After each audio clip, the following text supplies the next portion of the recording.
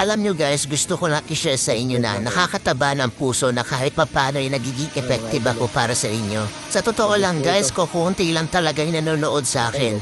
Yung magkaroon lang ako ng 200 views tsaka 10 hearts, masayang masaya na ako no? Obvious naman na small TikToker lang ako. Hindi katulad ng ibang influencer dyan ng mga sikat kung makabenta ay sobrang dami.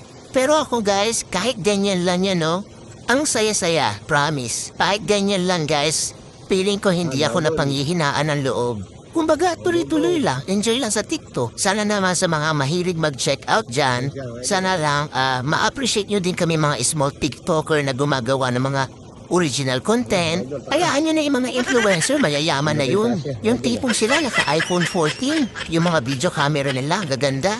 Tapos ako naka-Realme, ang labo pa.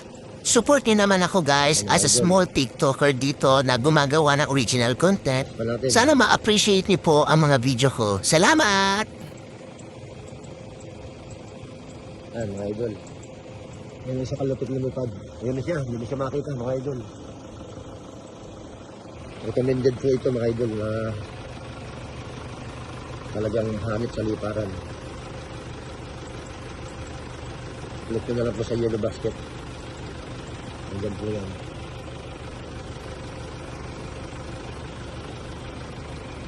Ayan po, may auto-return siya. Auto-return natin. Ayan na, mga idol. Auto-return na yan.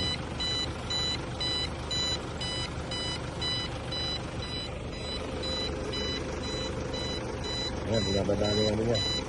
Kung ngayon lang na nag-auto-return na siya, mga idol. Ano siya? Magaba na mga idol.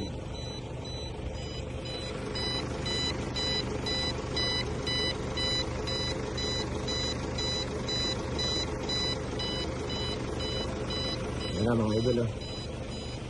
Diba? Accurate siya. Ano ka nag-auto-return siya mga idol? Ayan na siya.